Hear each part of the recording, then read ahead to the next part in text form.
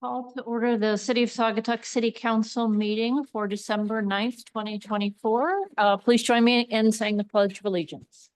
I pledge allegiance to the flag of the United States of America and to the republic for which it stands, one nation under God, indivisible, with liberty and justice for all. Clerk, call the roll. Anderson, Here. Clark, Dean, Here. Gardner, Here. Muncy, Here. Peterson, Stanton. Do you have a quorum? Thank you. Lauren requested to be excused from tonight's meeting. Can I have a motion to that? Moved. Second. Second. This can be a voice vote, correct? Yes. All in favor? Yes. Yes. All opposed? Thank you. Yep, thank you, Jamie. Mayor's comments. What a nice Christmas parade we had. It was just so much fun. It's so great to see everybody, the shovel guys, all the kids. It's, our town really turns out for the holidays, so it was great to see that. And our city manager, I floated an idea, obviously, well in advance, but that it might be fun to consider next year doing it when it's dark, so we could have trucks and people and stuff lit up. Might not be a good idea, but it's kind of fun to think about. But it was great just to see everyone out. And that's all I got. Right? Yeah, thank you, Mayor. And I want to start off with really recognizing, a couple of things here with our Department of Public Works. We have a recent promotion with Adam Carriage, who's been a long time Department of Public Works staff member. He is now our DPW Assistant Supervisor. So he's kind of took that role that Cody was in previously. And I teased at him a little bit last week because Scott has been on vacation, and I said, well, Mother Nature is sure giving you your first big test. But really thankful to our Department of Public Works crews for all their work with a couple large snowstorms last week, and frankly, more to come. I see we have another watch issued today. So really appreciate their efforts to clean up the snow and keep us all working and moving. I echo your comments on the parade. It was my first what they call it, the Hootville Parade is what the Convention and Visitors Bureau went with, but great attendance at the parade, a lot of entries. It was great to participate in that. Really appreciate the Convention and Visitors Bureau for kind of taking the lead and organizing that. I think all of you are aware, but I'm just taking this other opportunity to kind of, we don't talk about it a lot, at least as publicly as our ongoing Dune Ridge litigation. Last week, the Court of Appeals heard oral arguments on that case. The recording of those oral arguments is they're all very public.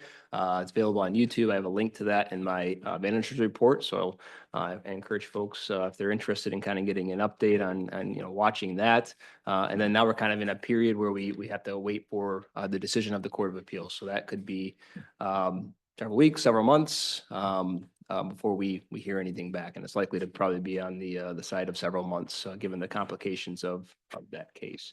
I know some of you have asked about the audit. It's still ongoing. The auditor just sent me some questions, very minor questions, yesterday evening. We got him everything he needed today.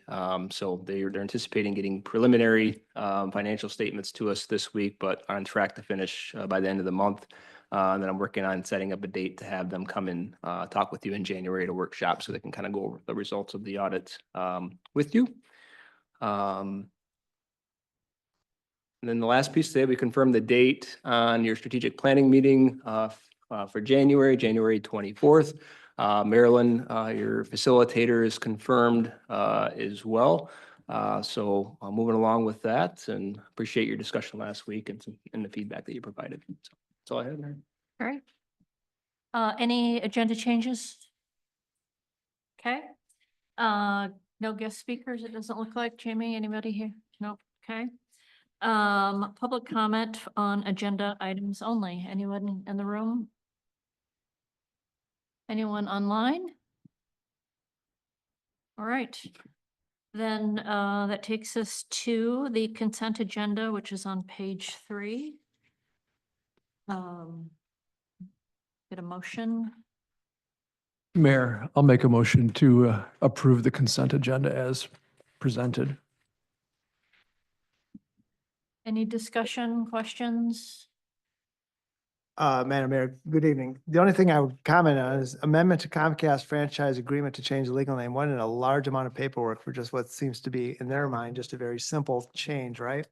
So I just found that to be very interesting, and I didn't get a chance to read through the entire agreement, but noticed that our former 2 sanitary managers ago, Kirk Harrier was the one that signed that, so it's got a little bit of age on it, but just And interesting. Christine Patterson was mayor. Yeah. Peterson, sorry. Well, that's be of interest. Yeah, good point. Okay. Anything else? Okay, Anderson, yes. Clark, Yes. Dean, Yes. Gardner, Yes. Muncy, Yes. Peterson. Yes. Motion carries. Great. Takes us to item 10, staff reports. City manager. Yeah, I think I hit on the highlights. Happy to answer any questions on this, or if there's any questions on any of the other staff reports that I can't answer, I'm happy to bring that back to staff and get you an answer. Yeah, thank you. Madam Mayor, just 2 questions on it. Good report. Thank you very much. 2 things. One is on the ethics policy, which has been on that report for several weeks. Could you have to come back with it tonight, but I'd be interested in hearing exactly what the directive was that was given to the attorney for the review. So, yeah, I mean, I can touch on that now. I don't have obviously at the initial discussion in September revolved around really wanting our legal counsel, particularly Lizzie Mills, who's kind of our human resources attorney and has expertise in that particular area, to really kind of, take another look at the policy. As you recall, our legal counsel had reviewed your ethics policy the year prior and had a discussion with counsel about its review and didn't recommend, any particular changes at that point. And so counsel at that point kind of went with that, the status quo. So reporting lines and structures was something in particular that the council asked for. So that's something that Ms. Mills has taken a look at. Following that workshop meeting, you had provided some further feedback and comments during the council meeting. And so that meeting video was shared with Ms. Mills. So she was able to hear your comments and some of the questions that you had about the particular policy. And then she's been apprised of some of the additional concerns that have been raised since then. So, I don't even know the exact reason, but Ms. Mills was unavailable for a short period of time. And so there was a delay on our legals end. And so they have apologized for that. But I think we're back on track. I think I got some additional documents today to take a look at. So I anticipate soon, maybe not your next workshop, but the workshop probably in early January, maybe sometime in January, depending on where we're at with schedules, that we can probably have, another conversation with the council and your legal counsel. Okay, thank you. Madam Mayor? Yes, Kirk? Yeah, could we nail it down a little clearer than that? I mean, I think January, if it's gone on September, October, November, December, January, we need to have a deadline on this. And we should have something to work with in January, hopefully before a strategic planning meeting. Okay. Second item is goals, priorities, and strategy. You mentioned that we've got this, I think it's on the 24th, if I remember the date correctly. Yep. So and we don't necessarily need to go through it in detail this evening, but at the workshop, my understanding is that we were going to take a hybrid approach and have Marilyn come back and kind of do a closure on the work that she's done over the past 3 years and the document that was produced at last year's workshop, but that would be a launching point for a more intensive discussion regarding getting someone in here that can actually guide us towards vision, mission, and values. And I was talking with Councilmember Peterson, and she mentioned that she thought there was something that we had already in place. It should be interesting to see if we had that. Again, I go back to what I said before, is I think this is a launch into where we need to go to make it a more comprehensive process than what we have. I think what we said at our meeting, at our workshop, is that one thing that may well come out of our planning meeting with, in late January, is setting, is saying this is something we want to tackle. So that process might not start, especially if we're going to work with somebody outside, but certainly identify that as a priority, set that, and then put it in motion. And I might have misremembered, but that was my sense of our meeting. I mean, I think council can correct me if I'm wrong. I think I tried to recap what I understood, the direction to be at your workshop was to essentially, handle this year and strategic planning for next fiscal year in a very similar way that you've handled the last 3 years, and bringing Marilyn in and conducting another resident survey and taking that feedback, then having a meeting where we review the survey data, review, how we're doing on this fiscal year's goals, the progress made on that, and then having her facilitate some discussion about what those goals and priorities should be for next fiscal year. And then there was discussion, where certainly you raised points about maybe a larger strategic plan or, something along those lines, and that if the council at the strategic planning meeting sets a priority for next fiscal year to work towards that then staff could work towards, bringing forth a recommended budget to do that. And then we'd have some clear direction if the council collectively decides that's the direction you want to go. And will this be on the, thank you, will this be on the agenda for the next workshop, the first workshop in January? What I'd like to do is I want to see a specific agenda for the day. I want to see exactly what we hope to cover, and maybe you can work with Marilyn to get that put together. I just think as I said at the workshop, I'm not going to belabor the point this evening, we need to move beyond where we are in terms of this planning process. I just don't think That that's where we need to point be. was heard and made. Yeah, I'll make it again. Okay. So Anything else for Ryan? I didn't answer my question. Will we see this on the agenda for the workshop, first workshop in January? So we can have a discussion about the agenda and just maybe kind of get some of the finer points down. Right. So from your last meeting, there was a request to have the survey questions. That's going to be at your next workshop. Okay. Meeting where we're going to have the survey questions. If well, I defer to the entire council if you or the mayor and helping set the agenda. If you want an agenda for that day, then we could, staff will take your direction if there's a desire. Well, typically those requests go to the mayor, and the mayor works with the mayor pro tem and the manager to put an agenda together for our meeting. Yeah, we'll get an agenda to people before the meeting. We haven't met with Marilyn yet. Hear your point, and we'll get an agenda to council before the meeting. Thank you. Anything else?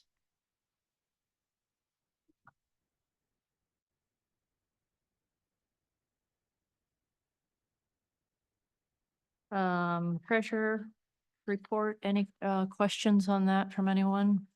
No, Madam Mayor, the only question I had, he answered about the, what's the expected time for completion of the audit and presentation to council. And I think this is because Nicole's new, but we're a little behind in terms of when we actually see this. Is that correct?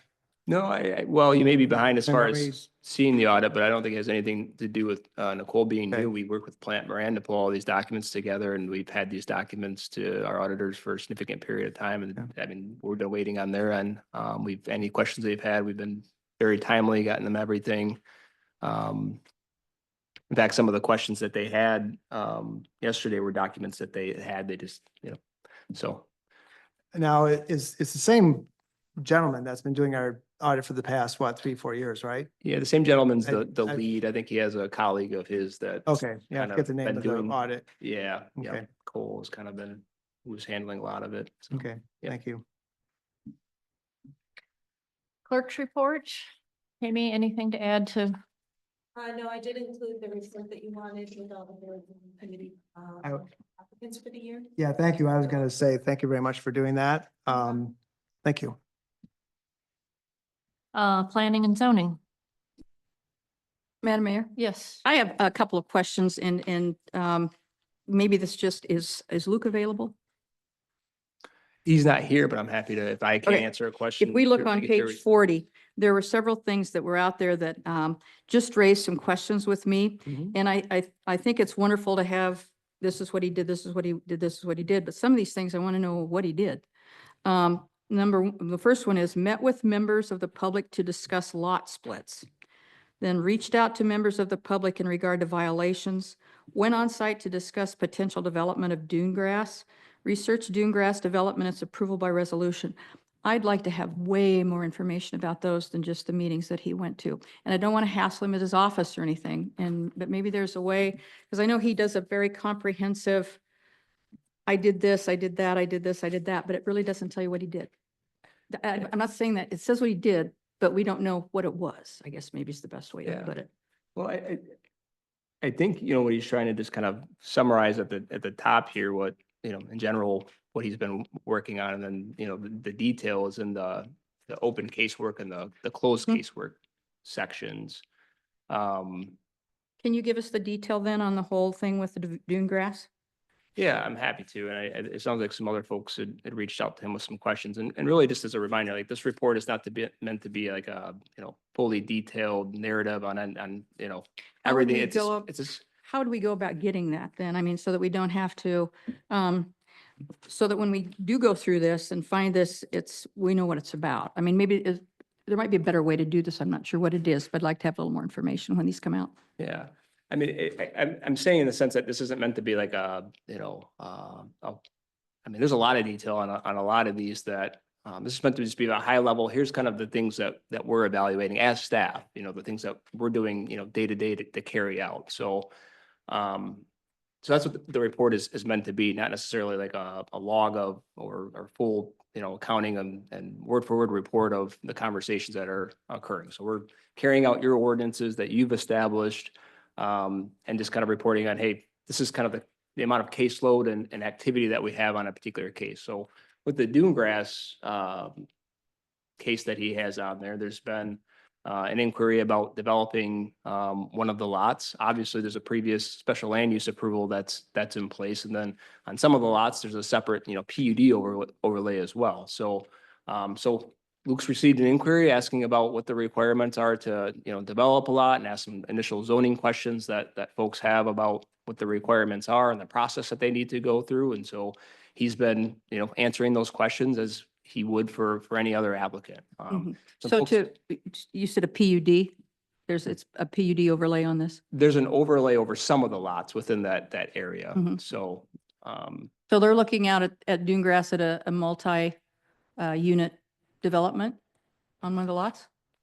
this particular, my understanding of the person's inquiry is developing one of the lots, not necessarily for a Multifamily multifamily, unit? because obviously it's zoned for single families with Mhm. that special land Mhm. use approved, a single family for each of the lots. And then there's a kind of a unique provision in that special land use approval, and as well as the PUD overlay for some of those lots that basically require that the individual site plans go to the planning commission. So that process, if somebody sends us an application and presents another single family dwelling on one of those lots, we'll go through that site plan review process that's required by the special land use approval. And then I'm not sure if a PUD overlay is in effect for lot 9. I think it's lot 9 that this person's interested in developing.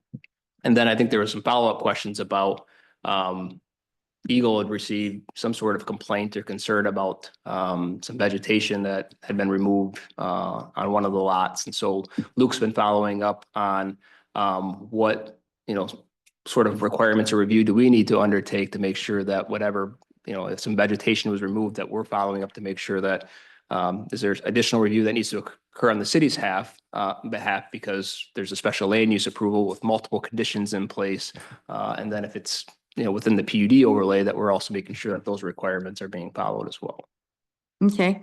And then what are the lot splits that we're talking about? Met with members of the public to discuss lot splits. That I'm not sure. I'd have to either go through, I'd have to look back in his open case work, or I can follow up with him and ask him where some land divisions are. That'd be folks are great. requiring. That'd be great. You Yeah. can just email me. Yeah, I Okay. can follow up on that.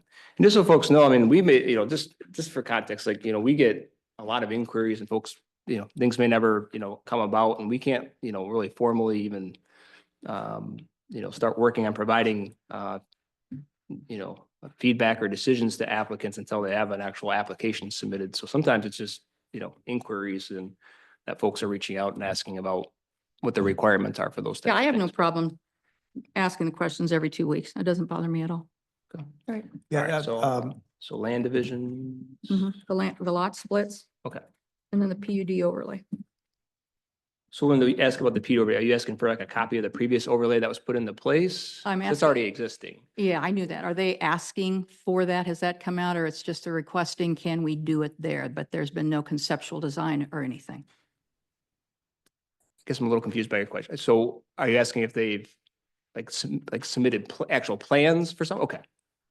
Yep. All right. Have they? Thanks. And I'll check and see if it's, because some of those lots in that area aren't part of the overlay. So I'll ask, is it in the overlay area as well? And then have they submitted any plans yet? So I don't believe. That happened a long time ago. I was on it when we did it and I didn't remember a PUD overlay going on there. So that was a surprise. Yep, Okay. there's definitely a PD overlay over some of the lot. And I can send you that document just to kind of. That'd be great. Yep. Thank you. Russ? Yeah, Madam Mayor, thank you. When I saw the dune grass comments in here, the first thing that came to mind is that, oh my gosh, he's meeting with Mr. Hewley, but it doesn't sound like that's the case. He's meeting with an individual property owner within dune grass for development of a lot. I don't even know if they own one of the lots yet, but somebody's inquired about developing one of the lots, yeah. Yeah, Yep. okay, yeah, because obviously with current litigation and the issues we've had with Mr. Hewley in the past, I would Beep, certainly beep, beep. caution, yeah, I would certainly Yeah, caution. that makes sense, yeah, yeah. Yeah, I would certainly caution any city employee from making sure that when you contact, if Mr. Hewley contacts, that it's done so in an appropriate manner and that there's support for that person as well there. So especially someone new like Luke. So not a criticism of capabilities, but just more of a acknowledgement of the situation. No, Luke's very familiar with what's in place in that particular area and, he may not know all the ins and outs of the history, but he's familiar with the sensitivities, certainly, yep. Not to belabor the dune grass point, but I did notice that the temporary canopy over the motorized boat lift is still in place. I believe it was Eagle that informed him that that was not what they permitted in terms of the over the water structure. And he had to remove it, claiming it was a temporary canopy. It's hasn't been removed yet this year. Maybe it's been resolved with Eagle, I don't know. And I don't want to gridlock you with all this stuff, but it's made me think of it. Because he did have to take it down last year. Yeah, I believe that the issue with Eagle is resolved, but I'll have to circle back and Okay. double check on some Yeah, things. yeah. And I don't know that the requirement necessarily was that he had to remove it every year, but he did have, I think there was maybe a requirement to demonstrate that it actually wasn't like a permanent canopy. And so All right. certainly last year it was removed, but it wasn't, but I'll follow up on that. and Well, yeah, get with I you. recall it wasn't us, it was an Eagle thing that triggered it, so I'm just curious. Yeah. I'll Do follow we up have on an that. in with Eagle at all anywhere? I know our legal talk with Eagle pretty well engaged with that process that they were undertaking last year regarding the canopy. So Any other planning and zoning questions? All right, DPW. Any questions on that report? Chris? Oops, sorry. Beat you first. Do we have an update on the tree? The last time I talked to Scott, they were just gonna let it sit for a while, but it was still not savable in any form. Is that right? yeah, I don't know hasn't changed. anything is different since then. And Scott's back on Wednesday and we're meeting on Thursday for our monthly meeting. And, so and that would- I've had people contact me about how can we get a hold of the wood? Mhm. So do we funnel them to Scott? Yeah, I would say folks, if they have interest in the wood, to reach out to Scott. The wood that we've saved a lot of it at DPW, a lot of it needs to dry out before it's even, ready to be used. And as far as what to do with the wood long term, I think is a discussion that he wanted maybe to kind of touch base with like Parks and Public Works and have a little bit of conversation as well. And they have a special meeting next Tuesday. So Thank you. Yep. Russ? That was my question as well. Thank you. Okay. Police report was in there. I don't see, Sergeant Haas was on earlier. oh, is he I on? don't know if he still is. I didn't see his name. There he is, Oh. bottom. Sergeant Haas, do you have any comments you'd like to make on your report? Appreciated your tip of the hat to the fire district and the cooperation. Yeah, sorry I couldn't be there tonight, everyone. But yeah, I just wanted to jump on in case you guys had any questions. And as you guys saw in the report there, the new fire apparatus there came in very handy last week. So very appreciative of the teamwork there with Saugatuck Fire District. Terrific. Any questions for Sergeant Haas? Yeah, just a real quick question. General Assist, What is that exactly? I think on the report, that list is there's a pretty good number next to that, right? 29. Like, Right, that's why. yeah, so that's that's gonna be, the lockups the guys do at nighttime. Oh, yeah. Oh, Like I guess labeled bathroom. as a general assist. So they lock up the bathrooms in the summertime. They do the beach, I believe. Stuff like that. Okay.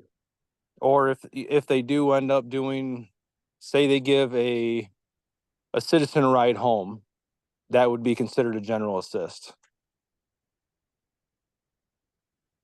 Great. Anything else? Thanks for joining us. Yep. Have a great rest of your evening, everyone. You Thanks, too. Matt. Thanks, Sergeant. And engineer report. See that John's on, but questions that, Yeah, right? There's maybe one thing to highlight, on here that, I've been, we do have our permitting from, Eagle and, our soil and erosion control permitting as well. So, we have permitting and they're preparing the bid package. So we should be going out to bid, soon on that. And so that's moving along and we're really aiming for a spring, project to have that, good to go and ready, especially for peak summer season. So. Real quick question on the Mount Ballhead project, on the restroom building replacement. I've had at least two people that have asked me about the building actual design. And I think I brought this up when we first were presented with the proposal where I said, isn't there something, something a little bit more exciting? I've had several people out of the blue say that to me and saying, can't the city do something a little bit more inventive, a little bit more creative with the building other than just creating a brick building, which looks like a brick building anywhere you go? I think it's a great comment. I know I brought up that topic when this first came up. I don't know if it's too late to even think about that, but I think, again, this is besides the Oval, it's the most visited park in the city. And what an opportunity there to make it kind of visually exciting, right? And a plain brick building, people are probably not even gonna think twice about it, but some will go, we could have done better. Yeah. And I'm no creative guy, so Well- say, hey, Russ, what are the ideas? Because that's not but I just know something. Anyway, I just Yeah. bring that up again because it's here and it's been mentioned to me twice. Yeah, I've heard, I think there was at least one comment from one of the CVB board members that had some concerns with the look of it as well. I've heard others that think, it's a bathroom, it should be what a bathroom is. And, just as by way of background, there was, interest in, at least as it was being designed and kind of matching it up a bit, brick style and roof style with the nearby pump house. There was renderings created, they were, discussed with the Parks and Public Works Committee, and they made a recommendation. Ultimately, I think you as a council did have some of these discussions and ultimately decided to move forward with Yeah. what was proposed. So that's what we're carrying out. That was my take on it. It was a nod to the pump house, the materials, kind of the roof angles and everything were sort of consistent with that. Obviously, we did give a lot of thought, I think, to making sure that it's something that's relatively easy and straightforward for DPW to maintain, which sort of dictates particularly the interior design. We did make some, I think, thoughtful additions, such as a bottle filling station there. So I remain in favor of the design. yeah. Madam Mayor, this is just a shout out to the Department of Public Works. The bathroom at Wicks Park is amazing. People don't even know it's a bathroom, and it's simply because of the painting on it. That could always be an option out there too. But that artwork at Wicks Park, you drive by and people go, where's the restroom? And you go, well, it's over there with the Renoir or Van Gogh. I forget which one it Right. is. So that might be another alternative Yeah. sometime. Yeah, we can, And one of the things we did talk about, which wouldn't be inexpensive, but I always thought one of those large bronze topographical reliefs that would show the parks, and show up that particular park, because it is from a topography standpoint, quite remarkable. But, that might be something that a generous donor might show some interest in down the road. yeah. Yeah, and back to the bathrooms in Wicks Park, I think it's a Pointist. It's actually at the Art Institute in Chicago is where it was Krista Wise and her art students actually came up with that idea, and it's kind of an icon. So that's a great idea, Councilmember Anderson. Another odd thing that was, Yes, and I think she'd rather be Patterson than Anderson, Patterson, is my Anderson. guess here. Did I see Pearson or I see- Anderson. I'm sorry. Something else that was kind of an odd comment, I noticed that there's a cement, flat work has been poured for the bike rack. Have you seen it? About that, Yeah, about, yeah. well, then, yes. And someone asked me, they said they have it on good authority that there's a, pride flag colored bike rack going in. And I said, that's not what was approved by council. So anyway, that, I don't know where that word came from or how that was even, but it was mentioned to me. Someone saw that flat work and I said, yeah, that's where the bike rack's going. Oh, it's, yeah, by the way, they've already decided to put a pride flag. I'm saying what was said to me. So Yeah. Well, there's been no changes to the, what was no, approved, Last right? I've heard from Mr. Herbert, he was ordering Okay. exactly what the Boy Scout presented to you Okay, and thank you. on what you were interested in there. Now, the CBB is, I think we discussed this with council and at a high level, and then we're confirming like exact locations and measurements and things like that, that the CBB is at an interest in presenting, some bike racks that are more artistic. And they had some samples. Some of them were, Maybe that's where it's coming pride from. related that may come up for your consideration, but that's something that's still being finalized and Okay. and to come before you. Thank you. Since we're over in that park, I was doing my lunchtime laps up and down the stairs today and I came across Renee Zita. We had a nice conversation. The council, I think last year approved her having a little donation box at the foot of the steps and she's relayed that she's raised over $800 from that donation box and she's been, per the agreement, giving it to the History Center to then distribute. And she's actually also been able to pay for some hopefully deer-proof trees that you'll see going in along the right side of the stairs. They've been trying to put some trees in. I'm not sure who exactly put them in, but she said that that's what the money's been going toward to try to stop the erosion. So it was an interesting, That's great. it was an interesting conversation. And she was very happy. And she was very happy to hear about the work that was approved for the deck and all the improvements that we're working to make to that park. So That's she- terrific. good feedback from one of the residents over there. Yeah, and we are looking at some potential grant opportunity for the upper platform. And then I'll touch base with Ms. Zita on trees. In fact, we have we've had some discussions with the Rotaries interested in kind of providing some financial support to plant some more vegetation and trees and doing another round of that in that area of the dune, given some of it's stuck from the efforts in the past, but we probably need to, stay on it and continue to do what we can to build up something to prevent that erosion. So, Probably good to get everybody joined certainly, up. that's what it sounds like. Yep. Madam Mayor? So- Yes, And I Chris. hate to keep drawing this out, but is there any possibility now that we're looking at culling the deer? And that's the right word, culling the deer population, probably not. Removing them, whatever, relocating them. That's good. Is there a possibility of doing, because as that continues to erode, and I've planted trees there a couple of times and they're gone within, almost by the time you get back to the parking lot. Is there any chance of running deer fence along that area to make sure that we could at least get maybe 1 or 2 years without them being able to jump into that? So, what the deer protection looks like, I'm not sure yet, but that's definitely on the top of the radar. Whatever's planted there, that's been the biggest challenge is that they've been eaten by Oh, the yeah. deer and so, whatever goes there, that's, Find some way to that's our fence it. focus to make sure that we have those protected in some way. I can attempt to give the council a brief under item 11. We did have a meeting last week. Didn't cover everything that you're interested in, Right. but I can give you kind of a state of play once we get to that. Excellent. Yep. All right, anything else from engineer? Okay, moving on to item 10B, the board commissions and committee reports. Mr. Fox, the fire district board. Dan Fox, the Fire District Board, representative for the council. We don't meet until week from tonight, so there's not a full board, but I just want to reference Sergeant Haas's comments, which were very much appreciated by the fire district. Chief Janik said, I think there were 5 semis off the road, many of them on their sides, all at once. And he said it's the worst he's ever seen it. And Sergeant Haas was very complimentary to the fire district. That, as background, that TMA truck was a significant and long-running bit of discussion within the fire district and on the board in terms of, do we really need a new truck? Do we, we don't have this mission normally, do we, can't we use the tankers?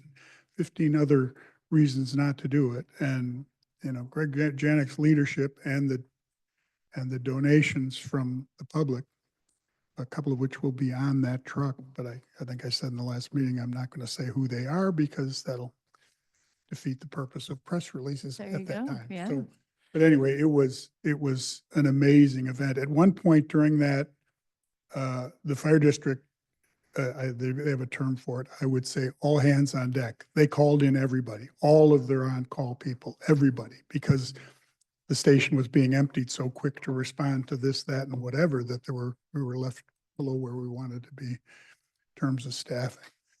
One other thing that I don't think it may show up in the next set of data, the Life EMS ambulance that has been stationed at the fire district is being relocated during the off-season. The calls just didn't justify it being here, so they end up having to respond. And you have to kind of accept it on faith. I toured their facility in Grand Rapids where they maintain locations of where the vehicles are and what the calls are and what the projected calls. It is a highly sophisticated system and until it's proven otherwise has done us proud and done them proud and what have you. So while there may be a minor increase in some response times, there's no actual way to predict that. So we'll see. And as I said, that's always, while there's a longer time for the ambulance response, the response times for the fire district, which include our number one calls are for EMS people, EMT people. Those arrive generally within the 6 or 7 minutes from the fire district. And those are trained EMTs on that, not firemen learning their way. Those are trained EMTs on those two separate vehicles. So Madam Mayor, could I ask a question? Yes. Where's it going to be relocated to, the ambulance? closer to Holland is what I was told. I don't know if you've ever seen, sometimes you'll see it. I've seen it at Family Fair. If you shop there once in a while, you'll see an AMR ambulance sitting out in front of it. That's what it's doing. They got to wait somewhere because they're not constant calls. So they're trying to put them in a place where the likelihood of the next call will make it proximate or as proximate as possible. Thank you. Yeah. So with the ambulance situation, I know there was a lot of discussion early on about the township fire district actually starting an ambulance service. I think that's probably been put aside for the time being, right, while this is all worked out. Is that still open for discussion? Starting No, there had been some discussion a couple. transport ambulance service from the fire district direct is too Yeah. expensive. Yeah. It's way too expensive. Yeah. And, because Staffing. you yeah. need the same kinds of resources that life has in terms of personnel, because there's upgraded levels of EMT.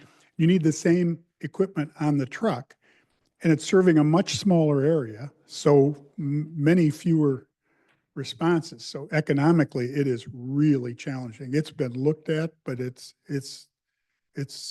significantly expensive. Yeah, thank you. Sure. Yeah, Thanks, Dan. sure. Gregory, Interurban Board. Not much more since a couple weeks ago that I reported from our November meeting. We meet again on December 17th. Just a reminder that we offer free rides to the grocery store, Super Value, every Wednesday. So if you want a free ride on Wednesday and take it to the grocery store. Also continuing with our meal delivery service for just a couple bucks. You can call your favorite restaurant, pay for your meal, Interurban will come and pick it up and take it to your door. Kind of like a DoorDash for our own area. So take advantage of those great services. Thank you, Gregory. Mhm.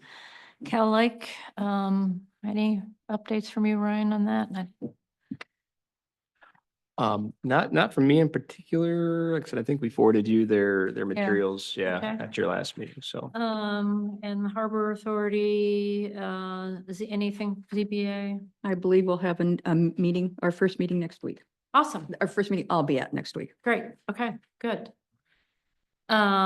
CBA, Russ Historic District.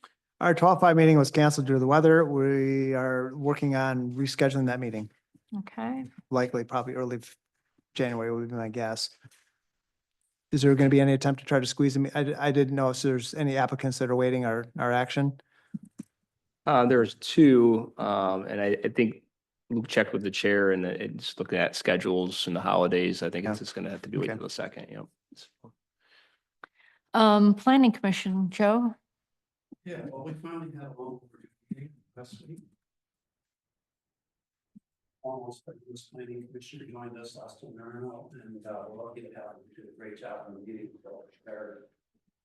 Really good to see him around there and see him engaged around. Held a public meeting regarding waterfront preservation district amendment that would really allow only second floor and above residential apartments. And there's a lot of deliberation on that. We've received some good input from legal recommending that we do that. It was a unanimous decision to approve the language, which everyone here is going to see in the next workshop. So expect that next Great. Wednesday. A couple other things kind of came up. One regarding the ADU minimums for short-term rental permits. Luke had brought this up, that a majority of the applications are coming in don't fall within the boundaries of the size limitations that we have currently in place. So we had some discussion around potentially looking at the Michigan building codes and using that as a reference, maybe on the lower end. We have a 300 square foot minimum for ADU is allowed to have a short-term rental license, and pretty much all of them are, from what I understand, are coming in below that threshold. So we're gonna be looking more at that. It's more just something to keep on the radar. Will probably be coming in the next next month or so. So we're gonna cover Sarah. We also received a request to amend zoning for B&Bs to allow accessory structures to be modified and to be inclusive within the B&B and offer rooms. A lot of talk about that. We're going to be deliberating more on that, so when it come, I think, the premise of the idea, we're looking at it not as a one-off, but maybe we should be looking at it across the city, and does it benefit the city? And, with that, there's of course a lot of, potential unintended consequences, like what happens if the B&B expands, buys more property, includes more accessory structures. How do we limit it and contain it so we're not really opening the door for, motor courts or whatever to open within certain, areas of the city. So more to come on that. Again, just kind of a heads up, and then we'll be looking in our December 19th meeting to discuss similar to what we talked about tonight, setting our priorities and our strategy for next year. Great. So any input that the city wants to provide, we certainly will. Great. Any questions? Okay. PPW Lauren is not here. I think, setting a meeting, did you say what the date was? And Yeah, they spaced scheduled it a out. special meeting for next Tuesday at 9 AM. Great.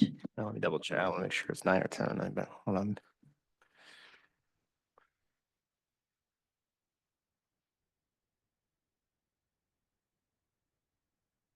Yeah, I have it down as 9 AM. so. Okay.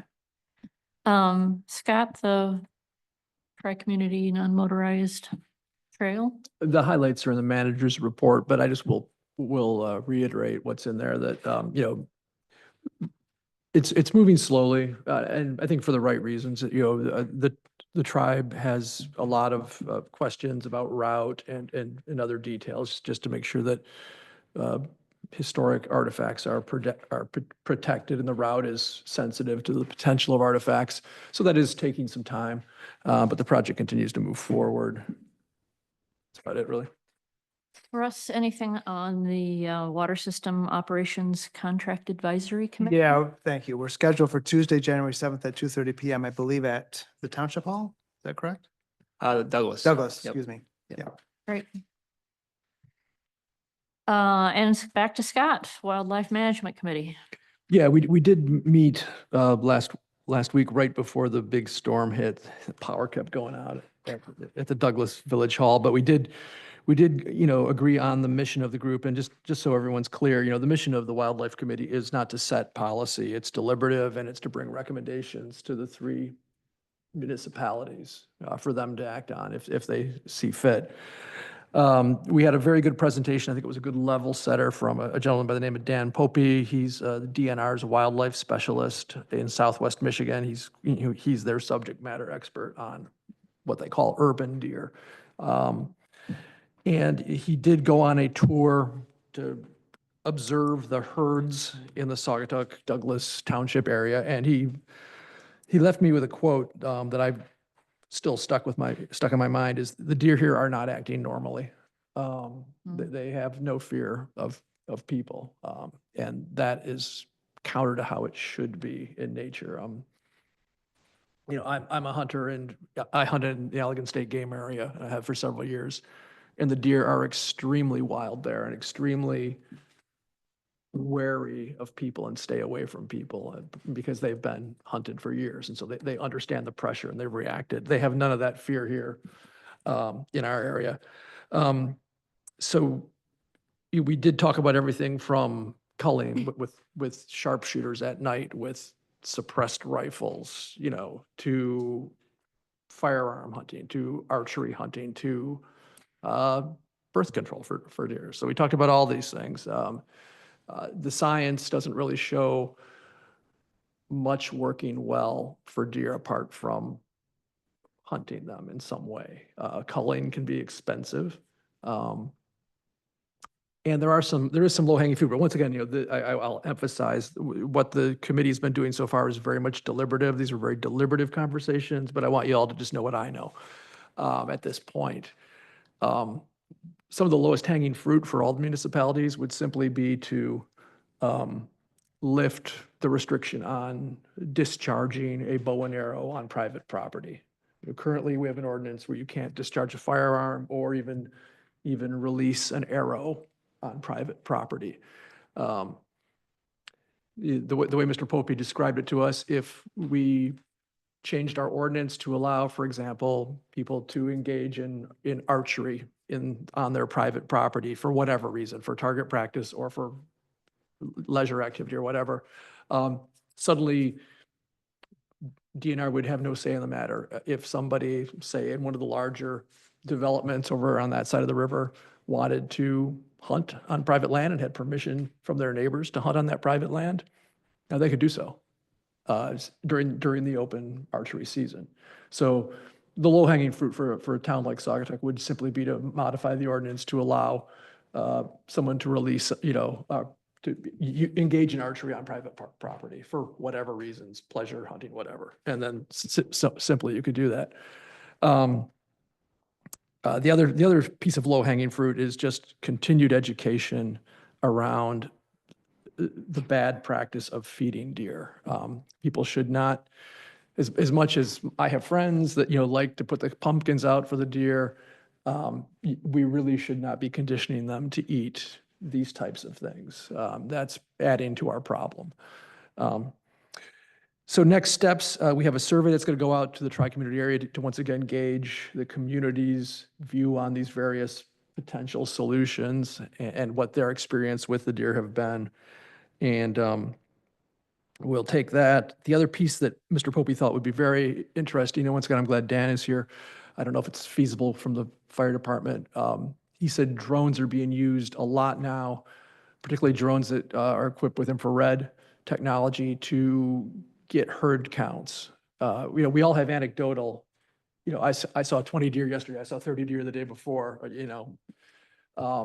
but it would be really useful for the tri-community area to get some type of count on where the deer are congregating, where the concentrations are. That kind of thing is best done at night when there's not a lot of other heat sources moving around, and you could find with an infrared sensor and a drone, you could find, there is like I know there's dozens over behind Christian Neighbors, because like my dog is convinced that's the best game in the world to play hide and seek with the deer behind Christian Neighbors in that old abandoned orchard. She loves that. It's her favorite activity in the whole world. But there's probably concentrations of them where they are bedding down that, we could get a sense of them.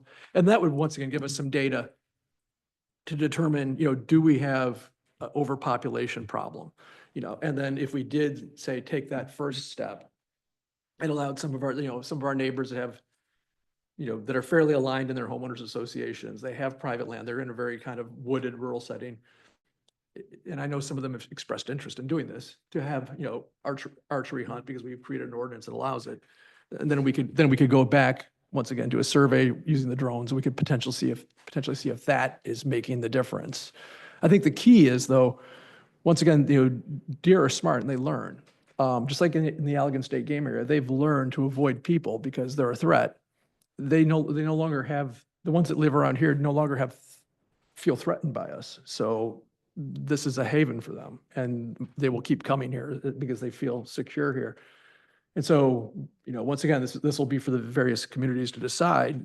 This body is only an advisory body, but do we want to decide to create some ways to create pressure on the herds to convince them that they do not want to stay here in mass numbers? Because they will learn once the pressure is applied, but it could take years.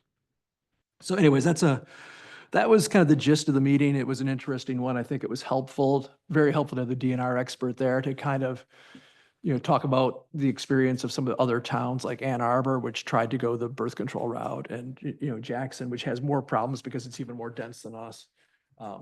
And also the issues that we have, that we are actually in a very rural area, but we have this little island of, population. So I probably gave you way more than you wanted to hear about deer, because it's all still deliberative at this stage, but that's what I heard.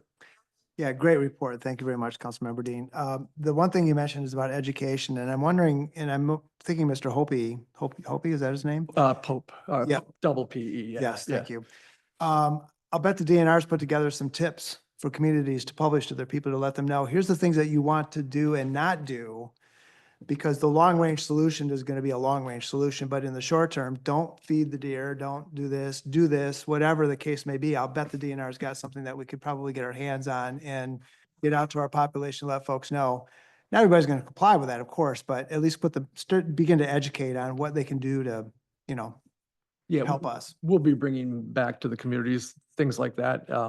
And once again, one of his other, tidbits was, even things that are supposedly deer proof in terms of desirability to eat, if they get hungry enough, they will eat just about anything you want to grow. There are some things, something like blood meal, apparently, which is like a bone meal, which probably comes out of the Darling plant all the time, but apparently they don't like that, but that's about it. So, yeah, go ahead, Chris. Madam Mayor, that's fascinating. That really was. And having grown up in Nebraska, where deer hunting is, right up there with football, the idea was deer only move within a mile, pretty much, unless you find a way to get them out of here.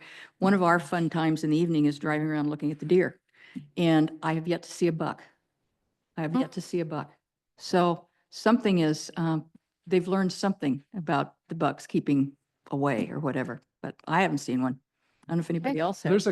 I see you. There are a couple nice ones over. Oh, over by, Yeah. yeah. On that side of the river, there's a couple impressive specimens, but once again, when you talk about hunting, you need to encourage, if you are going to go that route, you need to encourage, and this is what the state is doing throughout the state. The DNR is encouraging people to take more does, because does, basically, this time of year, if they've bred, you're basically taking out potentially 2 deer at the same time if one's already bred with a buck. So, the emphasis should be more on the doe management than buck management, but people want trophies. So, that's- Fascinating. Yeah.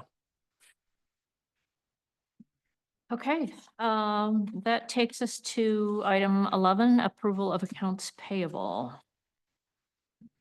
Madam Mayor, I'll make a motion to approve accounts payable in the amount of $163,045.08. Second. Any questions or discussion? Yeah, Madam Mayor, the one question I have is line item 16, Plant Moran. I know we talked earlier about providing some information to the auditors for the audit. Remind me, Plant Moran was here to provide support to Nikki as she was transitioning into the role. And I know Peter was maybe at some point providing some services as well, but Plant Moran was going to be an end date at some point. Do we know when they're going to be finished with the consultations? I don't know that I recall recall it in quite the same way. I think we talked about maybe Plant Moran staying on for, that there wasn't a requirement to use their services by a certain date, and there's also no like minimum requirement to use them, and that as we work with a new treasurer at least over the next year, that would be good to have their consultation services available at least. So Yeah, I'm not saying that we disengage from them, but are you managing with Nikki the use of Plant Moran so to make sure that we're using it appropriately? yeah, so more often than not, Because, excuse me, so we're at I forget, we did a blended rate, right? An hourly rate? Yep. Which is, I forget what the amount was, but yeah, I just want to make sure this is being appropriately managed. because I think Plant Moran's been a good resource as we needed. I mean, the first resource I guess I'll back up. So Nikki's done an excellent job of engaging with various professional associations at the state level, the county level. So she's engaging with colleagues, and she has a newer counterpart in Douglas that, they sometimes may start with each other and say, hey, have you learned this yet? Or have you learned this yet? That's number one. The townships continue to be a huge support to us and allowing Peter to, be available for questions, including coming over to City Hall to help us with anything over the shoulder. And so I appreciate Peter's time and the township's support in that transition. And so that's more often than not what we utilize when various questions come up. And then Nikki has done a beyond phenomenal job in taking notes and writing procedures. So all of these steps are remembered, because there's different things that occur at different points in the year and you don't do them all the time. I mean, we have our day to day, but then there's different other things that come up. So she's taking extremely good notes and has a set of procedures to help her remember going forward. So she has it. And then we have Plant Moran available there for more technical related questions. And certainly our auditors are there for some of those types of questions as well. So I think Plant Moran is being used, very infrequently now. Like I said, I think this month's bill might even be our lowest that we've had yet. Last month, I think was much higher, but that was also providing a more of a bulk of documents for auditing. So they're kind of been taking the lead on the audit and then some of the year-end reporting that's required. But like I said, I anticipate them being used less and less. But that's ultimately what you're asking. Yeah, thank you. And again, I want to emphasize, this is not a criticism of Plant Moran or Nikki or anybody else involved, just more question about the management of the money that's being spent. So Yeah, I hear you. So it's not cheap, that was right? it. So, No, yep, yep. that was my question. Yep. So thank So- you. Just as an additional too, I mean, Plant Moran, as you recall, it's about $3,000, but they provide a program that's a year long on a rolling basis where there's in-person training and then there's kind of webinar training that they provide to new treasurers. And so Nikki's been enrolled in that and doing that training each month as well. So Good. Yep. Thank you. Great. Any other questions? Okay, it's a roll call vote. Anderson? Yes. Clark? Yes. Dean? Yes. Gardner? Yes. Muncy? Yes. Peterson? Yes. Motion carries. Okay, no public hearings, no unfinished business, moving to new business. 14A, the amendment to the Coghlan Park policy. I know we talked about this in the workshop. Jamie, did you want to do any recaps or anybody have questions on? Make a motion.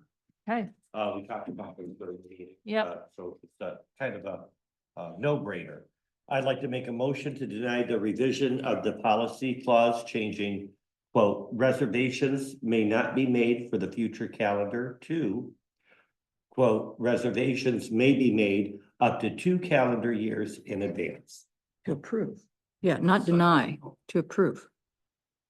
You said deny. You said deny. You said motion to deny. I said approve, I thought. Okay, I'll like to make a motion to approve the revision of the policy clause changing, quote, reservations may not be made for the future calendar, end quote, or 2, quote, reservations may be made up to 2 calendar years in advance, end quote. I'll second that. all right. This is a roll call vote. Anderson? Yes. Clark? Yes. Dean? Yes. Gardner? Yes. Muncy. Yes. Peterson. Yes. Motion carries. Sorry. Okay. I know now. Oh, I'm a sorry. third time? I'm sorry. struggling. I got it started. Apologies, apologies. I say Patterson, but it's really Peterson. Tomato, I see. Okay, 16B, the 2005 meeting dates on page 63. This is pretty straightforward. Jamie, you want to tee it up? Yeah, so this is housekeeping. Open Meetings Act states that we need to, within 10 days of your first meeting, post the dates for your meetings, your Monday, the second and fourth Mondays of the year. But in the charter, if one of those dates falls on a holiday, it would be the next secular day. So with that being said, your Memorial Day fell on a holiday, your meeting fell on a Memorial Day and Indigenous Peoples' Day. So I rescheduled those to Tuesday, May 27th and Tuesday, October 14th per charter, but you also can change that date too before you make that approval or at a later date. Okay, I think I've got what you want then. I'll try the motion. Motion, move to approve resolution 241209-A, listing the city council schedule of meetings for the year 2025. Do you need two motions? How do you want to do this? Or should I just read them both? You can use that first motion if you're approving the resolution as I wrote it. If you are going to change those two dates, then you would use a second. All right, well, motion. my intent was to give you the May 27th and October 14th that you're recommending. So that's the first one then. You don't have to No? unless you're changing those to a different date, but the resolution included has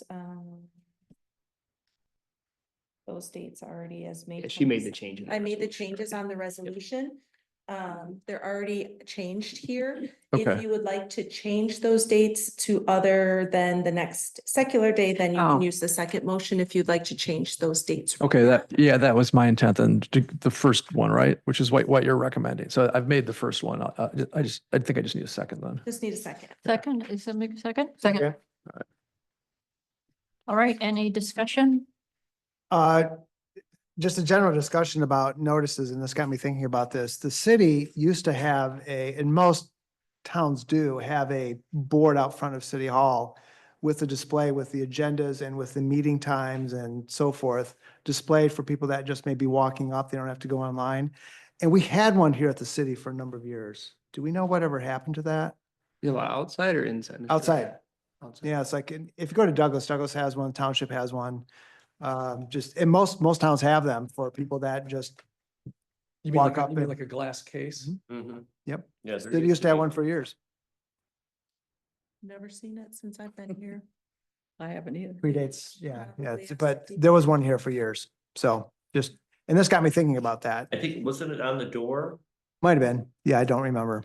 I don't know I if it remember was there freestanding or. being one years Mhm. ago. Yeah, and we don't necessarily need to resolve that this evening, but I just want to put that out there. I think it's something we need to think about, making sure we are communicating at every level, better meetings and so forth. So that's it. Thank you. All right, any other questions or discussion?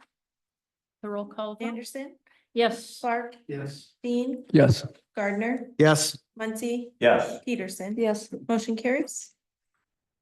All right, that takes us to the second public comment period, which can be about anything. Come forward to the podium and give us your name and where you live. If 3 minutes. Sherry Tadaldi, North Street. I am entirely shocked and ashamed of what has happened here. Holly, your move was unethical in what you did with Russ. And forgive me, I wrote everything down, but I'm not accustomed to reading from a script, so I hope this is not too disjointed. You are out of line in your attempt to intimidate Russ. I've been told that you'd been intimidating at the short-term rental task force meetings. I believe it now. You owe Russ and this community an apology for your behavior.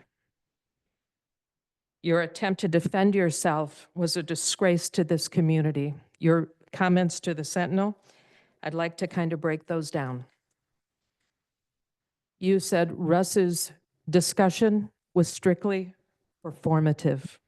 It wasn't a performance. He's been bullied by this council and you publicly and obviously privately for a while. He's standing up for himself. It wasn't a performance. He's exposed behavior that we've seen in this room, and you admitted to it. You said his behavior was cry wolf. You did what he said you did. You checked into his background, found some tax thing from years ago, had no idea what it was, yet you went to him with it. You bullied him. Are you capable of distinguishing a tax mark over 20 years ago with behavior that is currently being investigated with members of this council for election fraud? The behavior was called illegal and stealth by Bob Janetsky. I think that's something you need to pay attention to. Is that me? Sorry. That is something that needs everyone's attention. Because if you think that, I see tax issues all the time. I see people who miss payments or who've had to file bankruptcy. They're not bad people. There are usually reasons. Holly, I understand you're looking into my background. Don't trust everyone that you, I have proof. Don't trust everyone that you think you can trust. I have a rich background and I'm very proud of it. So you bring it. You'll find that I put a man in prison for over 7 years for what he did to people. I am not afraid of you. I'm not afraid of anyone in this room. I am not afraid of my behavior, so you come at me. I have been asked to apply for seats on committees. Thank you. Okay. Later. I've got lots of material. Sherry. Anyone else in the room? Anyone online? Oh, sorry, Dan? Thank you, sorry. Slow getting up. Just a couple of quick things brought up by, on the deer. I texted a note to the chief to ask about the use of the drone. I'd offer you another, just from personal experience, another easy one.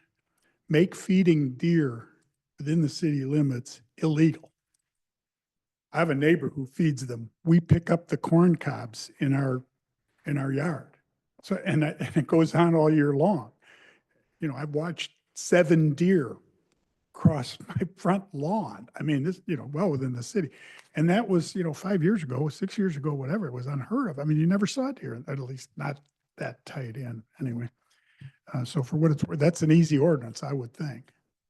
A different subject related to the discussion, ongoing, I guess, discussion of ethics policy and so forth. Just a thought, free thought, maybe worth nothing. I wouldn't just hand the ethics policy construction over to the lawyers, or quite honestly, have an ethics policy created solely based on it being in concert or hand in glove with whatever the state ethics policy is, any more than I would have it reference some federal policy. I don't give a damn about the federal policy. I have nothing I do to, and we know how they behave. And so I think whether it is an ethics, ethics is the right term to describe it, I do think there are, at least there have been allegations of things that are well outside of what we would consider sort of the neighborly way to conduct business for a public body. This notion, again, an allegation that there were communications on an encrypted platform, Signal, which I happen to use with my kids all the time for good reason, by the way, where a majority, a quorum of the council communicated privately, and that you can't follow that because it's encrypted. Well, and I understand that, but that shouldn't happen. I mean, if I found out that was happening on the fire board, I'd write, holy hell. and kick somebody off the fire board for doing that. It's just, it's not how you behave. I mean, you don't, that's not how you operate in a public body. You just don't. Those kinds of things, I think should be, I don't know if it's a handbook for the council members. I don't know, a general guide, an agreement that you reach. You know, when we're sworn on to the fire board, for example, we swear literally not to put one jurisdiction's needs or interests above any other because we operate for the fire district as a whole. So, you know, maybe there's a way in addition to the ethics policy or outside of it or adjunct handbook. I don't know. Just a thought. Thank you. Thank you, Dan. Dan? Anyone online?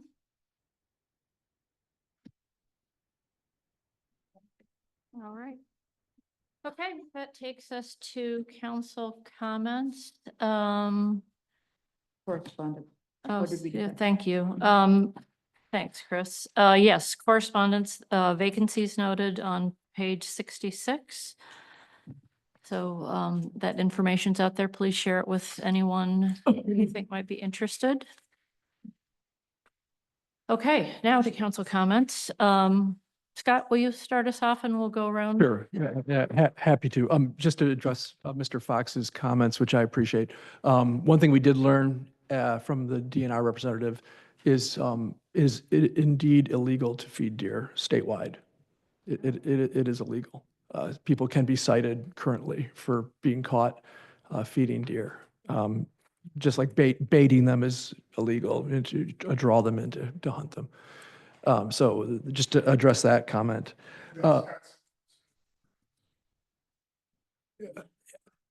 And we are going to try to do some more communication though to emphasize, I think a lot of people don't realize that it is illegal to feed deer in the state of Michigan. I just want to thank everyone that participated in the Christmas parade. I think it was a great day. It's great to see all of you, most of you out and about for the parade. And I think it really is one of the nice events we have in this community. I think it really shows everyone what a great community and how close we all are. So thank you all for participating. Great. Russ? I would just echo Councilmember Dean's comments about the parade. It's always a lot of fun, and there's some. It was the 30th year for the Snow Shovel Brigade, so I think our best years are still in front of us. So it was fun for everybody. Thank you. Joe? Or, I'm sorry, Chris.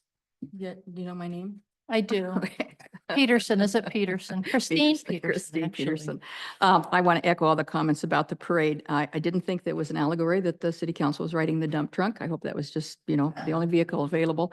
I did like when we left after I was walking back home on the sandbar, all the shovels were still lined up there. So apparently there was a second round going in there. It was a wonderful parade. The second thing I want to say is I was at the planning commission meeting when they discussed the second floor residential. It was a wonderful discussion and I was just so pleased at how it went. Thank you.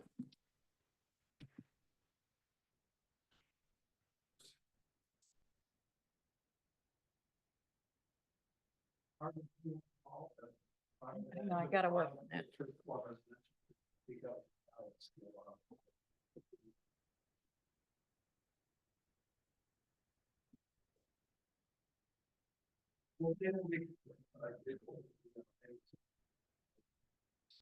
Shocking because 22-year-old lease generally doesn't want anything to do with right now, but they did say something to me the other day, which I thought I'd share. When they said how lucky they feel they are to be able to leave town, that they never want to leave, and that they hope that this town continues with the traditions that make it such a great place. Like, certainly, so I just thought I'd share that with you, and I sat back and reflected on it, thought, you know what? There isn't any place I'd rather be than you, and that's one of the reasons. So I want to thank everybody who's there's a lot of people who do a lot of effort, both to continue with these customs, not only the parade, and fighting ceremonies, but all the things that come up in this town. City staff, rest of the people who support the city, and whether it's Department of Public Works or our first responders. So, thank you all. Gregory? It was a fun parade, wasn't it? I really Was. enjoyed it. Enjoyed having Ryan up there with us, with council, along with our treasurer. That was a pleasure. Had a great time. Great conversation about the deer. I like that. I like that conversation. I've been talking about on my radio show about not feeding the deer. In fact, I hint about it quite often. I mean, a lot of times why we see so many deer near our roads is because our neighbors are feeding them, and they're coming to the all-you-can-eat buffet here. I mean, they've got corn, they've got pumpkins. And I'd really like to see, you know, a concerted effort by our municipalities to educate us. Maybe that's through ads in the commercial record, social media ads and things like that. And I know folks are feeding the deer because they think they're helping, but they're really not. They're hurting the situation. And that not only are they making deers lazy to forage for their own food, they're also making them dependent on that food. So yeah, I'm really happy with that committee, and happy about that. Also, Christmas Carol, I gotta tell everyone, I'm kind of perfecting Marley, Jacob Marley in the chains. I will no longer be Mr. Cratchit that I played for 6 or 7 years. I am going to be chained up, makeup on me. I'm gonna be like, woe is me. And you've gotta come see it. It's really good. It's gonna be a really good play. You've gotta come see Christmas Present. We've got a lot of great characters this year, and I think it's gonna turn out to be one of our better years in our 38th year of doing Christmas Carol at the Saugatuck Women's Club. We are sold out for our first matinee this Saturday at 2 Both. p.m. Both are sold out. Both matinees are now sold out. But we do have for the 2 weekends evening performances, both Friday of this weekend and next weekend, Friday and Saturday nights at 8 p.m. and Sunday nights at 7 p.m. You can go to Saugatuck Christmas Carol.ludus.com and purchase your tickets there. And it's a great support. Our ticket sales are up from last year this time. And all of our proceeds go to Christian Neighbors that help feed and clothe and help pay bills to the less fortunate right here in our backyard of Saugatuck and Douglas. Great, thanks. Scott? We started with you. Started with me. This is, I got to get back on a schedule. So I'm just gonna briefly address the issue. It's hypocrisy that I am really been talking about. And I am all for ethics, and I think we all believe that that's critical to how public bodies function. My private conversation with Mr. Gardner, although I've talked about this in public meetings before, is about a disconnect between what he espouses and how he behaves. He's accused our city staff of criminal behavior in a public meeting, never apologized for it, no evidence for it. He's accused city council members of violating the Open Meeting Act. No proof of that other than his credible sources. He's also publicly and privately suggested that city council should have removed a former councilwoman from council because of an issue she had with election petitions. She went to court, she pleaded guilty, she paid her penalty. What she did was wrong, no question about that, but she faced it. But again, when I had my private conversation, that was his point. And so I said, well, how is that different? My point wasn't how long ago Russ's tax issue was. It was, we all have, I think it's hypocritical to take essentially a similar. Not a conviction. I'm sorry. It's the mayor's comments. I'm Sorry. I apologize. Out of order. and she pleaded guilty. So my point was in private to point out hypocrisy, and I will call out hypocrisy where I see it. I think it's toxic to city government. I especially think it's toxic to city staff, and I'm going to call it out. So that's what I have to say. Agree, it was a great deer report. German Shepherds, great way to get deers to scatter. Can I get a motion to adjourn? Motion to adjourn. Second. Meeting adjourned.